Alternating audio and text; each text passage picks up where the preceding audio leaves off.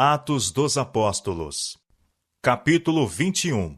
Nas regiões distantes.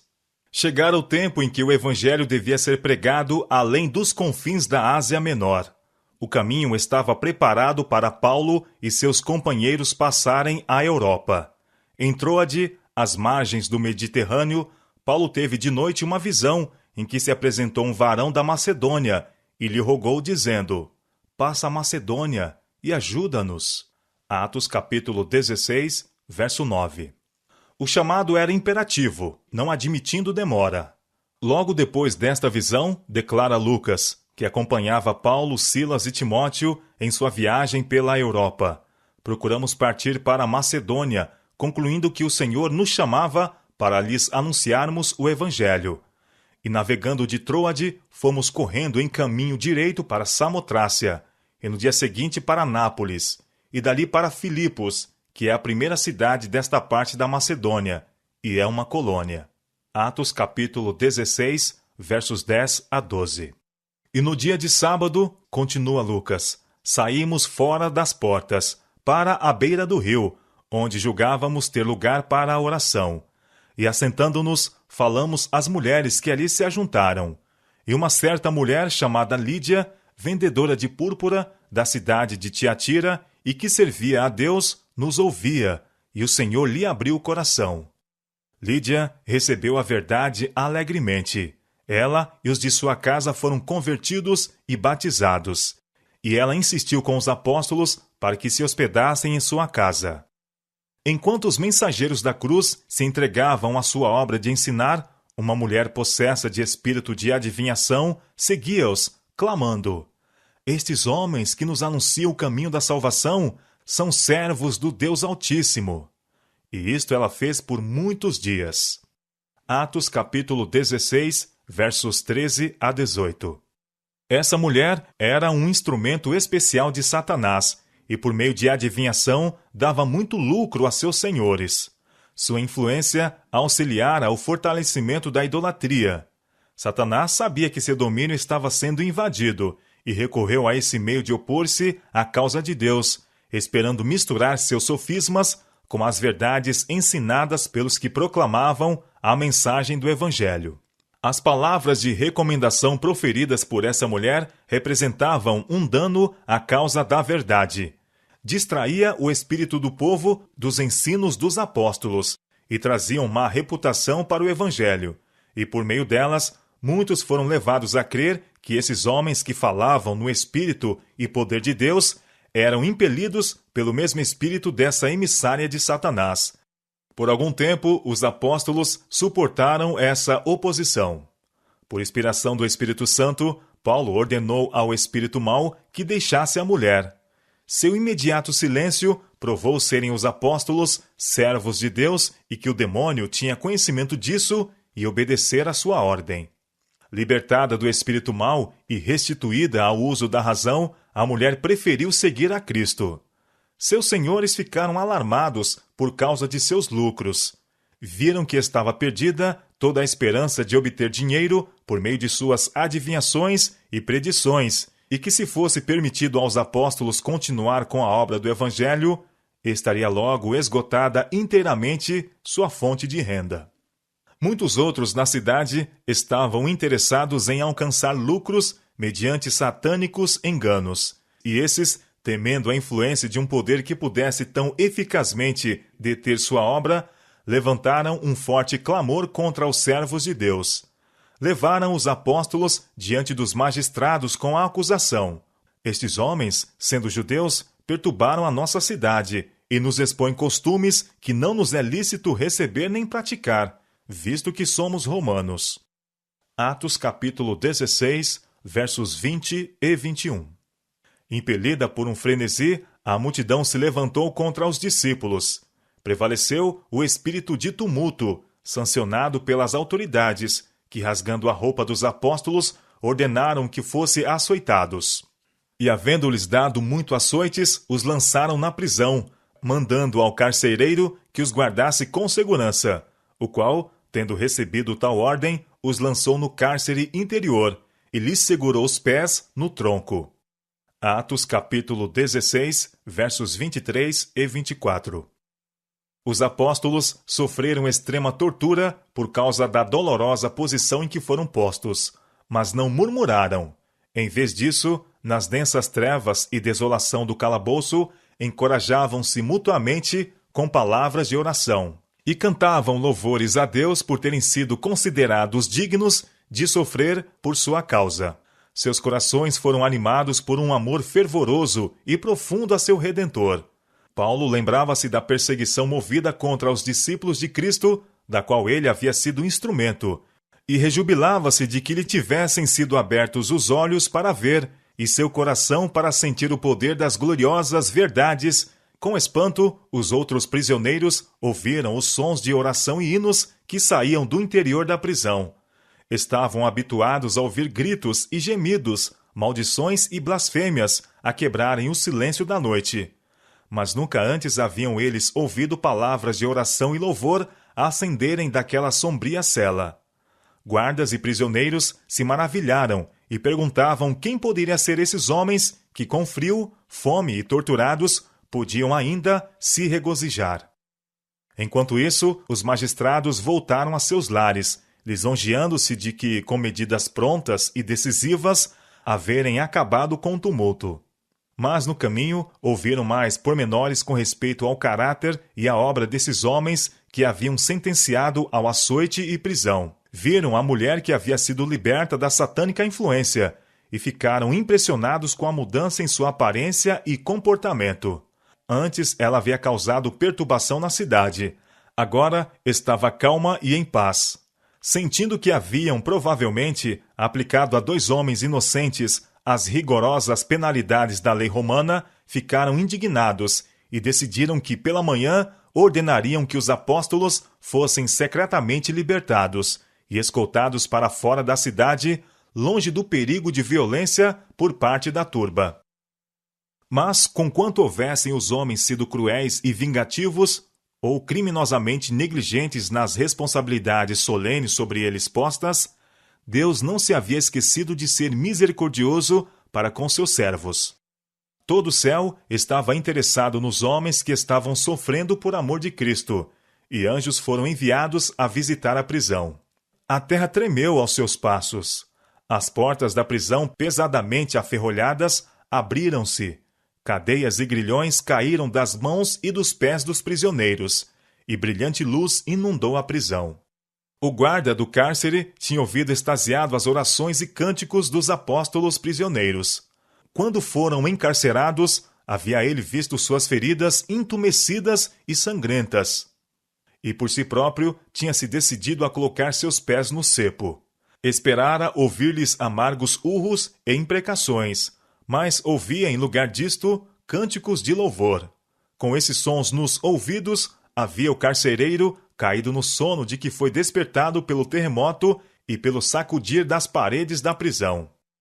Erguendo-se alarmado, viu com espanto que todas as portas da prisão estavam abertas e dele se apossou o temor de que os prisioneiros tivessem escapado. Lembrou-se com que explícitas recomendações Paulo e Silas haviam sido confiados a seu cuidado na noite anterior, e estava certo de que a morte seria a pena de sua aparente infidelidade.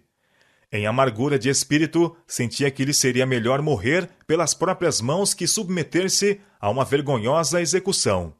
Tirando a espada, estava prestes a matar-se, quando a voz de Paulo foi ouvida em palavras de animação. Não te faças nenhum mal, que todos aqui estamos. Atos capítulo 16, verso 28.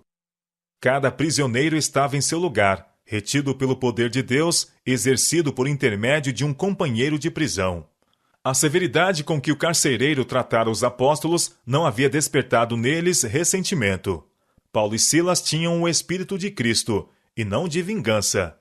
Em seu coração repleto do amor do Salvador, não havia lugar para a maldade contra os perseguidores. O carcereiro, depondo a espada e pedindo luz, apressou-se a descer ao calabouço. Queria ver que espécie de homens eram esses, que retribuíam com bondade a crueldade com que haviam sido tratados. Alcançando o lugar onde estavam os apóstolos, prostrou-se diante deles e pediu perdão. Então, levando-os para um recinto aberto, interrogou: Senhores, que é necessário que eu faça para me salvar? Atos capítulo 16, verso 30. O carcereiro havia estremecido ao contemplar a ira de Deus no terremoto. Quando supôs que os prisioneiros tinham escapado, esteve prestes a matar-se pela própria mão. Mas agora, todas essas coisas pareciam de pouca importância, comparadas com a nova e estranha perturbação que lhe agitava a mente. E por seu desejo de possuir a tranquilidade e a alegria mostradas pelos apóstolos debaixo de sofrimento e maus tratos, via-lhes no semblante a luz do céu, e sabia que Deus se havia interposto de maneira miraculosa para salvar-lhes a vida, e com força peculiar vieram-lhe à mente as palavras da mulher possessa: Estes homens que nos anunciam o caminho da salvação são servos do Deus Altíssimo. Com profunda humildade, pediu aos apóstolos que lhe mostrassem o caminho da vida. Crê no Senhor Jesus Cristo e serás salvo, tu e a tua casa. Responderam eles, e lhe pregaram a palavra do Senhor e a todos os que estavam em sua casa. Atos capítulo 16, versos 31 e 32. O carcereiro, então, lavou as feridas dos apóstolos e serviu-os, sendo a seguir batizado por eles, juntamente com todos os que estavam em sua casa. Uma santificadora influência foi difundida entre os prisioneiros, e a mente de todos foi aberta às verdades expostas pelos apóstolos. Eles estavam convictos de que o Deus a quem esses homens serviam os haviam milagrosamente libertado da prisão. Os cidadãos de Filipos haviam ficado grandemente atemorizados com o terremoto, e quando pela manhã os funcionários da prisão contaram aos magistrados o que havia ocorrido durante a noite, eles ficaram alarmados e enviaram oficiais para libertar os apóstolos. Paulo, porém, declarou: Açoitaram-nos publicamente e sem sermos condenados, sendo homens romanos, nos lançaram na prisão, e agora encobertamente nos lançam fora? Não será assim, mas venham eles mesmos e tirem-nos para fora. Atos capítulo 16, verso 37. Os apóstolos eram cidadãos romanos, e era contra a lei açoitar um romano, ou privá-los da liberdade sem justo julgamento, salvo no caso do mais flagrante crime. Paulo e Silas haviam sido presos publicamente, e agora se recusavam a aceitar a liberdade secreta, sem as necessárias explicações da parte dos magistrados. Quando esse fato foi levado ao conhecimento das autoridades, estas ficaram alarmadas, temendo que os apóstolos apelassem para o imperador.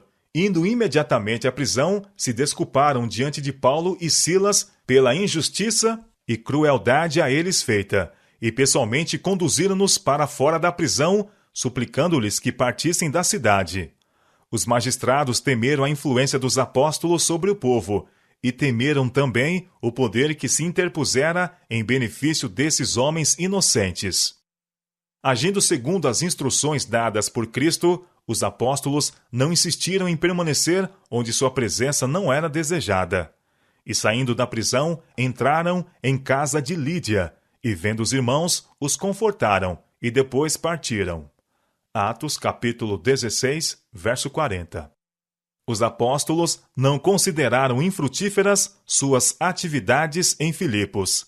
Haviam encontrado muita oposição e perseguição, mas a intervenção da providência em seu favor e a conversão do carcereiro e de sua casa foram mais que suficientes para cobrir a desventura e o sofrimento que haviam suportado. As novas de sua injusta prisão e o milagroso libertamento tornaram-se conhecidas em toda a região, e isso levou a obra dos apóstolos ao conhecimento de um grande número que de outra maneira não teriam sido alcançados. As atividades de Paulo em Filipos deram em resultado ser aí estabelecida uma igreja, cujo número de membros aumentava firmemente. Seu zelo e devoção e, acima de tudo, sua disposição de sofrer por Cristo exerciam profunda e perdurável influência sobre os conversos. Os irmãos apreciavam as preciosas verdades porque os apóstolos se haviam sacrificado tanto e davam-se com devoção e inteiro coração à causa de seu Redentor. Que essa igreja não escapou à perseguição é mostrado por uma expressão da carta de Paulo a eles. Diz Paulo: porque a vós vos foi concedido, em relação a Cristo, não somente crer nele, como também padecer por ele, tendo o mesmo combate que já em mim tendes visto. Era tal a firmeza deles na fé que ele declara: dou graças ao meu Deus todas as vezes que lembro de vós, fazendo sempre com alegria oração por vós em todas as minhas súplicas, pela vossa cooperação no Evangelho, desde o primeiro dia até agora. Filipenses capítulo 1, versos 29, 30 e versos 3 a 5. Terrível é a luta que se trava entre as forças do bem e do mal, em centros importantes, onde os mensageiros da verdade são chamados ao trabalho. Porque não temos que lutar contra a carne e o sangue, declara Paulo, mas sim contra os principados, contra as potestades, contra os príncipes das trevas deste século. Efésios capítulo 6, verso 12. Até ao fim do tempo haverá conflito entre a Igreja de Deus e os que estão sob o controle dos anjos maus. Os cristãos primitivos foram chamados muitas vezes a enfrentar face a face os poderes das trevas.